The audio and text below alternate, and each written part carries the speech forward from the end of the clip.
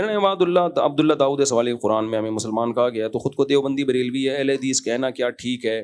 بالکل ٹھیک نہیں ہے، لیکن یہ کس نے کہلوایا ہے پہلے یہ سمجھ لو. یہ فرقے بنائے کس نے؟ ہندوستان میں جب اسلام آیا تو وہ اسلام غلط تھا یا ٹھیک تھا؟ بولو.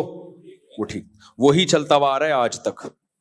جو اس سے ہٹے گا اور اس سے ہٹ کے الگ نام رکھا وہ غلط ہے. علماء دیوبند نے کوئی الگ دین کی بنیاد نہیں رکھی. جو اسلام دنیا میں جب آیا بر صغیر میں، انڈیا، پاکستان، افغانستان، پورے علاقے میں صحابہ تابعین لے کر آئے، ہم آج تک اسی کو فالو کر رہے ہیں. وہ 20 رکعت تراویح لے کر آئے، وہ عبداللہ بن مسعود کا فقہ لے کر آئے تھے، لہذا اس میں رفع الیدین عبداللہ بن مسعود کی رائے یہ تھی کہ نہ کیا جائے. ٹھیک ہے نا؟ تو وہ سارا اسلام چلتا چلتا آیا. پھر کیا ہوا؟ کچھ لوگ اہل حدیث بنے، وہ ایک نیا فرقہ پیدا ہوا تھا اہل حدیث کا. تبھی اہل حدیثوں کے پیج پہ اپنی پہلی مسجد کی تصویر بھی شائع ہوتی ہے، خود اہل حدیثوں کے پیج پہ، کہ ہندوستان میں ہماری پہلی مسجد. آپ علماء دیوبند کی کوئی پہلی مسجد بولو نہیں دکھا سکتے. پھر احمد رضا خان بریلوی آئے، انہوں نے بہت سارے مسئلوں میں علماء سے، اس وقت کے ہندوستان کے علماء سے، اس وقت یہ دیوبندی بریلوی لفظ مشہور نہیں تھا، ان میں بہت سارے مسائل سے انہوں نے اختلاف کیا، بہت سارے مسائل میں، اور جو بھی پھر ان کے ماننے والے کر رہے ہیں. اب ہوا یہ کہ پبلک نے فرق کرنے کے لیے کہ جو بریلوی نہیں تھے ان کو دیوبندی کہنا شروع کر دیا، کیونکہ جو دیوبند کا مدرسہ تھا ان کے عقائد وہی تھے جو صدیوں سے علماء کے چلے آ رہے تھے. ان سے انحراف کیا جناب احمد رضا خان بریلوی صاحب نے، نبی کو عالم الغیب کہنا، مختار کل کہنا، یہ سب چیزیں انہوں نے کی. تو فرق کرنے کے لیے لوگوں نے ان کو بریلوی کہا، اور جو ان عقیدوں کے حامل نہیں تھے ان کو دیوبندی کہا، چاہے وہ دیوبند سے نہ بھی ہوں. اب مولانا ابو الحسن علی ندوی تو ندوۃ العلماء کے تھے، وہ دیوبند کے تھوڑی تھے، لیکن ان کو بھی کہا کیا جاتا ہے دیوبندی. یہ دیوبندی نہیں، یہ بریلویوں سے فرق کرنے کے لیے لوگوں نے نام دیا. اور پھر اہل حدیث جو تھے وہ بہت بعد میں ہیں، وہ تو بہت ہی بعد میں آئے ہیں. ان کی تو پہلی مسجد ان کے آفیشیل پیج سے شائع ہوئی ہے کہ ہندوستان میں ہماری پہلی مسجد. اس سے پہلے کس کی مسجدیں تھیں؟ ساری ہماری مسجدیں تھیں، نام دیوبندی نہیں تھا، کیونکہ یہ دیوبندی بریلوی فرقے نہیں بنے تھے. تو یہ فرقہ جو بنا ہے بریلوی بنا ہے، اس سے فرق کرنے کے لیے لوگوں نے ہمیں دیوبندی کہنا شروع کر دیا. تبھی ہمارا سلسلہ نسب نبی تک پہنچتا ہے، حالانکہ سارے دیوبندی تھوڑی تھے، یعنی دیوبند سے تھوڑی منسوب تھے. تو وہ جو صدیوں پہلے اسلام آیا تھا ہم اب تک اسی کو فالو کر رہے ہیں. وہ فقہ حنفی ہی آیا تھا، ہم اسی کو فالو کر رہے ہیں. تو ہمارے علاوہ جو ہیں وہ نئے نئے نکلے ہیں ہم میں سے، ہم اسی پر ہیں جو صدیوں سے اسلام چلا آ رہا ہے.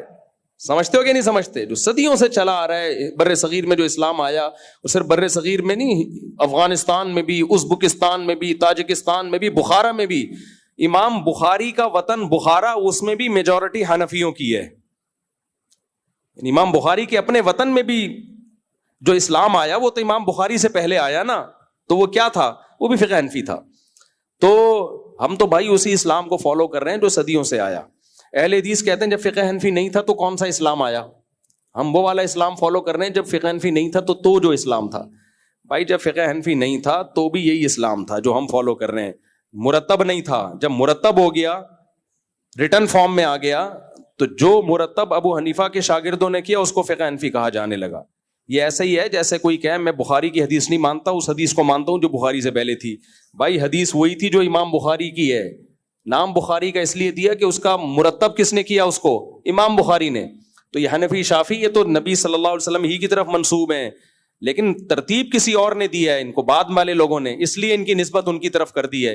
یہ ایسا ہی ہے جیسے کوئی کہے میں مصحف عثمانی کو نہیں مانتا کیونکہ حضرت عثمان کے دور میں لکھا گیا ہے، میں اس قرآن کو مانتا ہوں جو عثمان سے پہلے تھا. تو بے وقوف ہوگا نا ایک نمبر کا. اور بھائی جو حضرت عثمان سے پہلے تھا اسی کو مرتب حضرت عثمان نے کروایا، تو نسبت کس کی طرف کر دی ہے؟ حضرت عثمان کی طرف نسبت کر دی. تو بھائی ہم تو وہی اسلام فالو کر رہے ہیں، صحابہ تابعین سے چل کے پوری دنیا میں پھیلا. ملیشیا میں، انڈونیشیا میں فقہی لحاظ سے فرق تھا، وہ فقہی اختلاف تو صحابہ میں بھی تھا. تو بعد میں جتنے لوگ آئے ہیں نئے نئے ناموں سے، یہ نئے ہیں. تو ہمیں جو دیوبندی کہا جاتا ہے وہ اس لیے نہیں کہ ہم علماء دیوبند کے بعد وجود میں آئے ہیں، نا نا نا نا نا. بریلوی فرقہ بعد میں وجود میں آیا تو ان سے فرق کرنے کے لیے کیا کہہ دیا؟ اس کی مثال ایسے ہے جیسے ہمیں سنی کہا جاتا ہے، تو صحابہ تو شیعہ سنی نہیں تھے، صحابہ میں تھے کوئی شیعہ سنی؟ ہم یہ کہیں گے صحابہ سارے سنی ہی تھے، ٹھیک ہے نا، نام سنی نہیں تھا ان کا، کیونکہ شیعہ مذہب نہیں تھا. شیعہ مذہب بعد میں آیا ہے، تو ان سے فرق کرنے کے لیے جو شیعہ نہیں تھے ان کو کیا کہا جانے لگا؟ سنی. اب کوئی کہ سنی بعد کا فرقہ ہے، میں نہیں مانتا، صحابہ کے دور میں تو نہ شیعہ تھے نہ سنی تھے. ہم کہیں گے بھائی سنیوں کے جو عقیدے ہیں وہ وہی ہیں جو صحابہ تابعین کے تھے، لیکن ان کو نام سنی نہیں دیا گیا تھا کیونکہ ضرورت نہیں تھی نام دینے کی. تو جب شیعہ فرقہ وجود میں آیا تو پھر ان کو سنی کہا جانے لگا شیعوں سے فرق کرنے کے لیے. تو ایسے میرے بھائی علماء دیوبند صدیوں سے صحابہ تابعین تبع تابعین سے جو جماعت چلی آ رہی ہے، اسلام لے کے آئی ہے، وہی علماء دیوبند ہے، کوئی نئی چیز نہیں ہے. ان کو دیوبندی کہا نہیں جاتا تھا کیونکہ بریلوی فرقہ ہی نہیں تھا، تو فرق کرنے کے لیے کہنے کی ضرورت تھی نہیں. سمجھتے ہو کہ نہیں سمجھتے؟ تو یہ جتنے بھی ہمیں کہتے ہیں نا یہ دیوبندی فرقہ اور فلانا فرقہ، آپ ان کی تہ میں جاؤ گے یہ سب بعد کی پیداوار ہیں، یہ سب بعد میں پیدا ہوئے ہیں. ہم ہی ہیں جو اوریجنل پہ، جو محمد بن قاسم کے دور میں اسلام آیا تھا، صحابہ تابعین تبع تابعین اسلام لے کر آئے تھے، ہمارے باپ دادے شروع سے سینہ بسینہ تواتر کے ساتھ اسی کو لے کے چل رہے ہیں. ہاں اس میں کچھ غلط چیزیں ایڈ ہوتی رہی ہیں، میں نہیں کہہ رہا وہ سارے دودھ کے دھلے میں، جو غلط چیزیں ایڈ ہوتی رہی ہیں تو ان کو نئے فرقوں نے نہیں نکالا، وہ انہی کے اندر علماء نے نکالا ہے. ان کو غلط چیزیں بھی ایڈ ہوئی ہیں اس میں، تو وہ علماء ہی نکالتے ہیں اس کو. کچھ علماء ان غلطیوں کو سپورٹ کرنا شروع کر دیتے ہیں، اہل حق ان کو نکالنا شروع کر دیتے ہیں، تو نکالتے بھی علماء ہی ہیں ان کو. تو کہ یہ جو نئی نئی چیزیں مارکیٹ میں آ رہی ہیں، یہ تو سوائے اس کے کہ امت کو توڑنے کے علاوہ کوئی کام انہوں نے کیا نہیں ہے. ابھی مفتی رشید احمد خورشید صاحب گئے تھے نا جی ٹی وی میں، بڑا جھگڑا ہو گیا قاری خلیل صاحب کے ساتھ اور لوگوں نے بڑے نیگیٹو کمنٹس کیے ہوئے تھے. تو میں نے بھی مفتی رشید احمد صاحب کو فون کیا، میں نے کہا بھائی یہ تو ٹی وی پہ بڑی بحث ہو رہی ہے.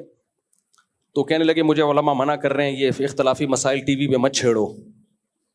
میں نے کہا یہ بہت غلط کر رہے ہیں جو علماء کہہ رہے ہیں آپ.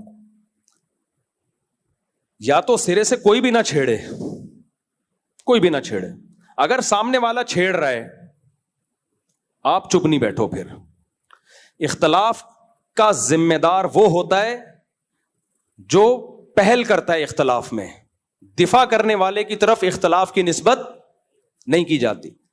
امت رفع الیدین کے مسائل نمٹا چکی تھی.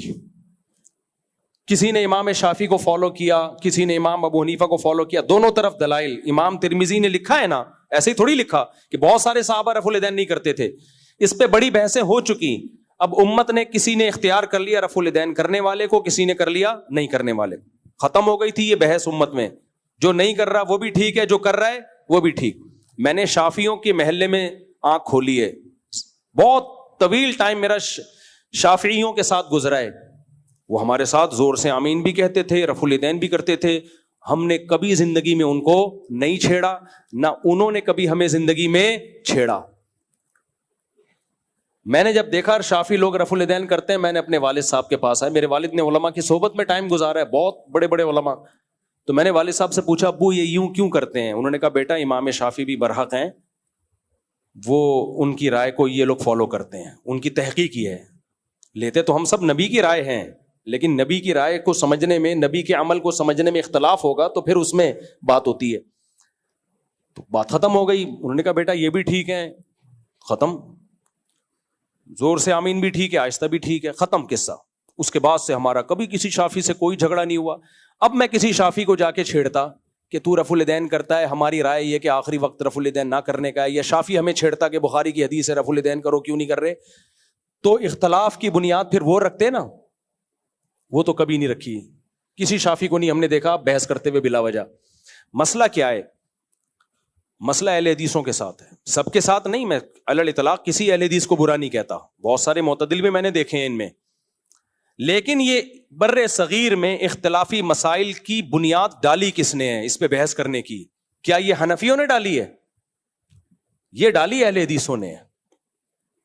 انہوں نے اور بڑی شدت کے ساتھ چیلنج کر کر کے کہ یہ اندھے مقلد ہیں، یہ ایسے ہیں، یہ ویسے ہیں. پھر ہم اگر جواب دیں گے تو لوگ کہتے ہیں دیکھو امت کہاں جا رہی ہے، غزہ میں کیا ہو رہا ہے، اور یہ رفع الیدین پہ جھگڑے کر رہے ہیں، یہ 3 طلاق پہ جھگڑے کر رہے ہیں.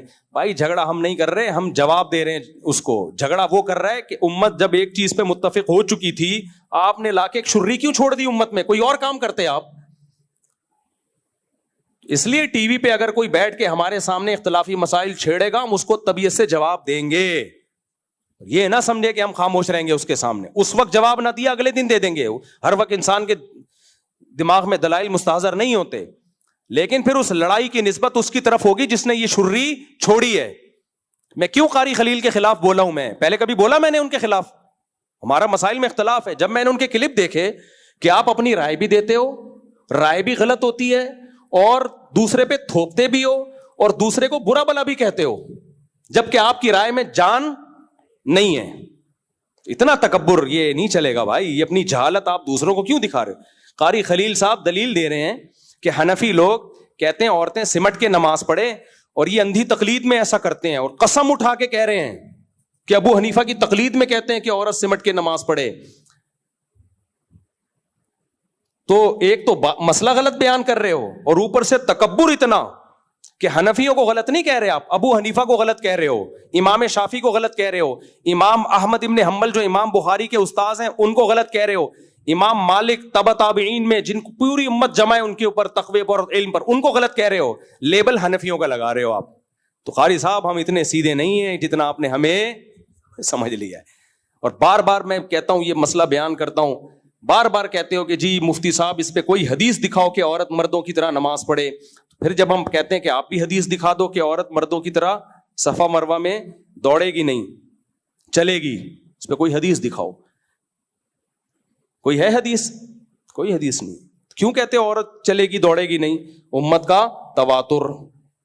عورت آہستہ لبیک کہے گی, زور سے نہیں کہے گی. کیا دلیل ہے؟ امت کا تواتر. حالانکہ جس حدیث میں یہ ہے کہ ایسے نماز پڑھو جیسے میں نے پڑھی, ایسی ہی حدیث میں یہ ایسے حج کرو جیسے میں نے کیا. تو نبی تو دوڑے ہیں, نبی نے تو رمل کیا ہے پہلے 3 چکروں میں. آپ عورت کو رمل کیوں نہیں کرا رہے؟ کیوں نہیں کرا رہے رمل؟ اس لیے کہ بھائی کسی حدیث میں رمل سے منع نہیں کیا, لیکن امت کا تواتر کیا ہے بغیر رمل کے. تو امت کا تواتر ایک بہت بڑی دلیل ہے.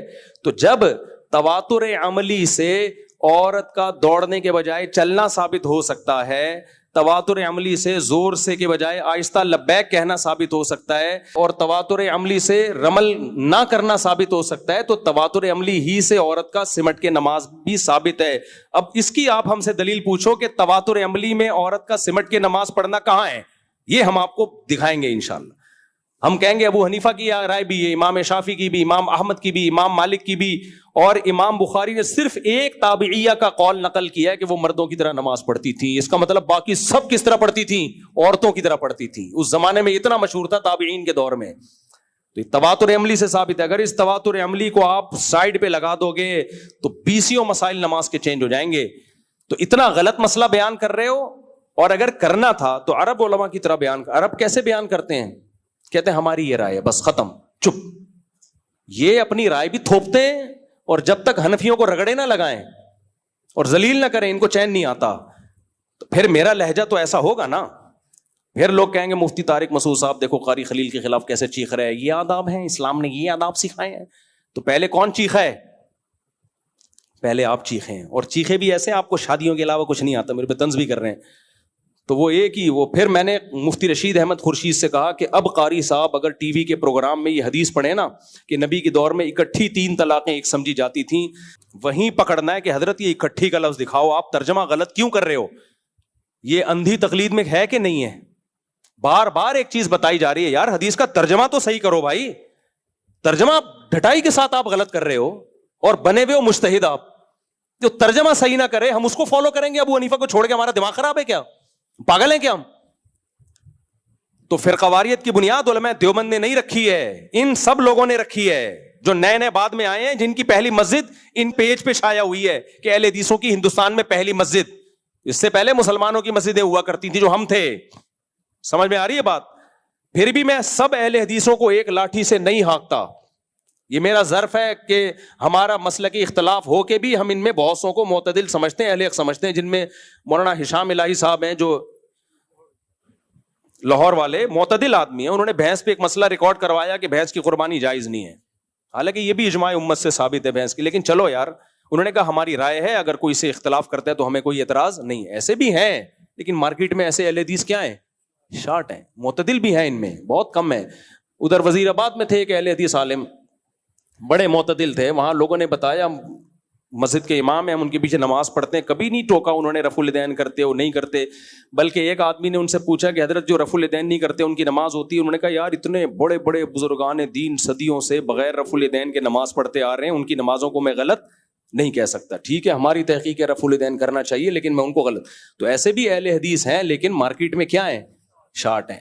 لیکن بہرحال یہ فرقوں کی بنیادیں انہی متشدد لوگوں نے ڈالی ہیں جو متشدد اہل حدیث ہیں. ہاں ان میں کچھ دیوبندی بھی متشدد ہیں, میں ان کو بھی دودھ کا دھلاوا نہیں سمجھتا.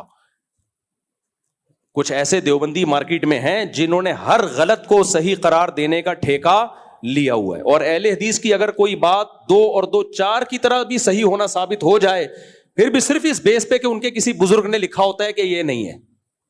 ایسے بھی دیوبندی ہیں, ہمارے دیوبندیوں میں بھی ہیں ایسے لوگ جو یہ کرتے ہیں یہ کام کہ ایک بات کا 2 اور 2 4 کی طرح ثابت ہو گیا, غلط ہے بھائی. اگر اہل حدیث نے کہہ دیا تو اب اس لیے تھوڑی کہ اہل حدیث اگر کہہ دے گا تو صحیح بات بھی کہے گا تو غلط ہی کہنا ہے, ایسا تھوڑی ہوتا ہے.